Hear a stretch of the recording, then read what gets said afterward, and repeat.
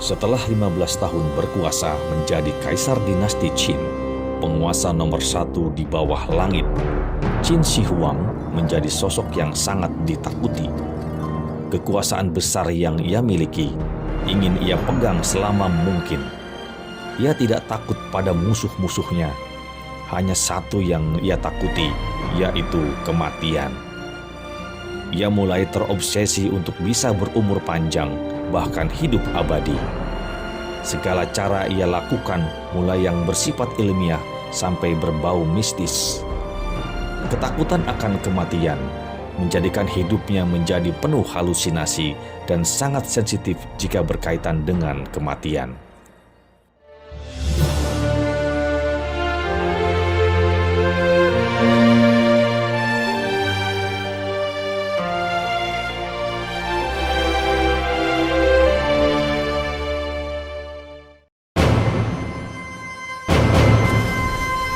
Pada tahun 211 sebelum Masehi, sebuah meteor besar jatuh di Tongchun di hilir Sungai Kuning.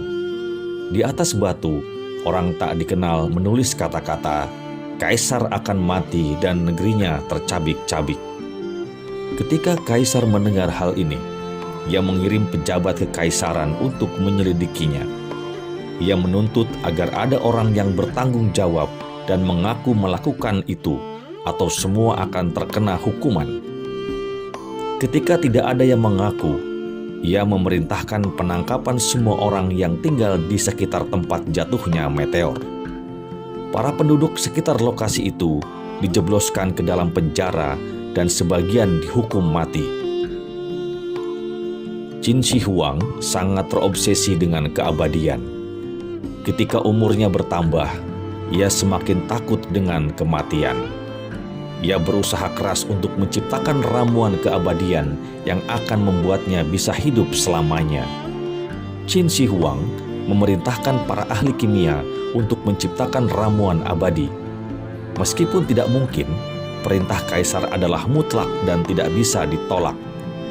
Qin Shi Huang bahkan menghukum sekitar 400 ahli kimia yang tidak mau terlibat.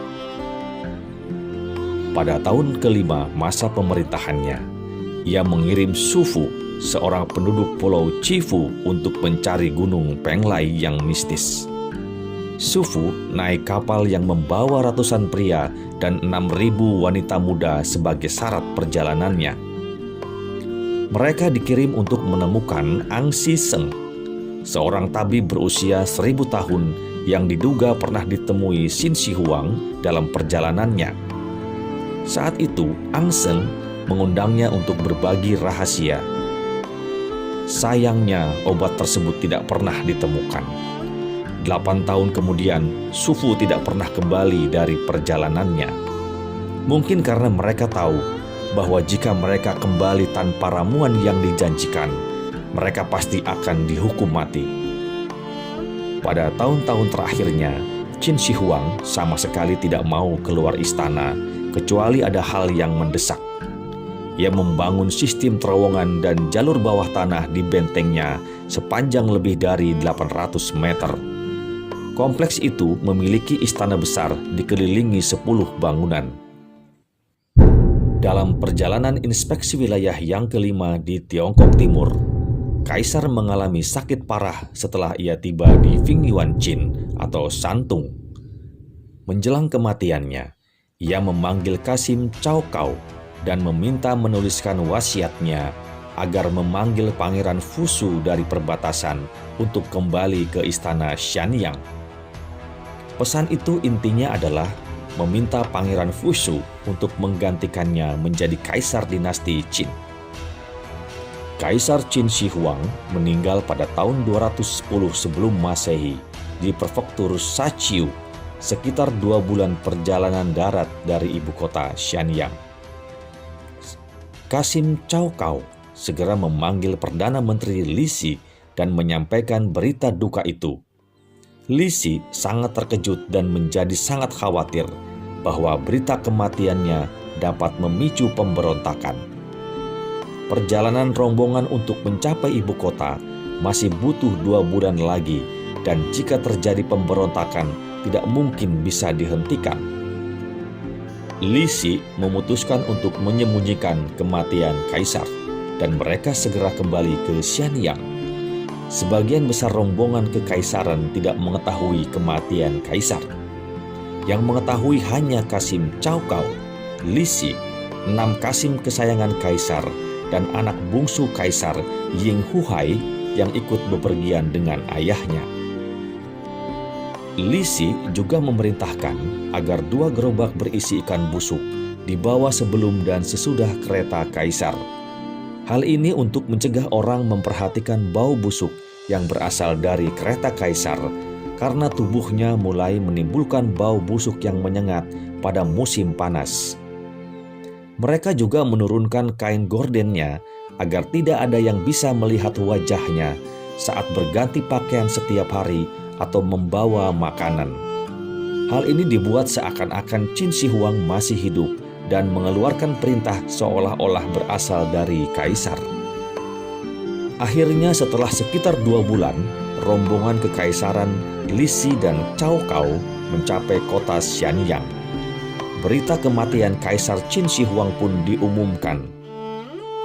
Penyebab kematian Qin Shi Huang sebagian besar masih belum diketahui. Konon ia meninggal karena keracunan obat mujarab alkimia Cina, yaitu menelan pir merkuri yang dipercaya menjadi ramuan keabadian. Faktor yang lain kemungkinan adalah karena terkena penyakit akibat stres saat menjalankan kekaisaran dengan tekanan yang besar.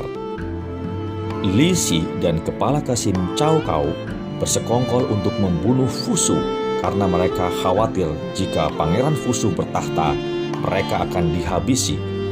Li Si dan Cao Cao memalsukan surat dari Qin Shi Huang yang mengatakan bahwa Fusu dan Jenderal Meng Tian harus bunuh diri. Rencana itu berhasil. Pangeran Fusu dengan berlinang air mata mengakhiri hidupnya. Jenderal kesayangan Fusu yaitu Jenderal Meng Tian akhirnya dibunuh oleh Cao Cao. Putra bungsu Pangeran Huhai diangkat menjadi kaisar kedua yang kemudian dikenal sebagai Qin Ershi yang kelak akan membawa kehancuran dan keruntuhan dinasti Qin. Di dalam makamnya, Qin Shi Huang dijaga oleh pasukan terakota yang berjumlah sekitar 8.000-an patung tentara seukuran manusia. Pasukan terakota ini juga dilengkapi dengan kereta kuda dan senjata. Qin Shi Huang membangun ini untuk menjaganya di alam baka nanti dari serangan roh jahat. Sejarawan Cina Sima Qian menuliskan bahwa dibutuhkan sekitar 700.000 orang untuk membangun makam kaisar. Proyek ini dibangun pada tahun 215 sebelum Masehi. Ketika itu Qin Shi Huang memerintahkan Jenderal Meng Tian untuk memulai pembangunan makam kaisar.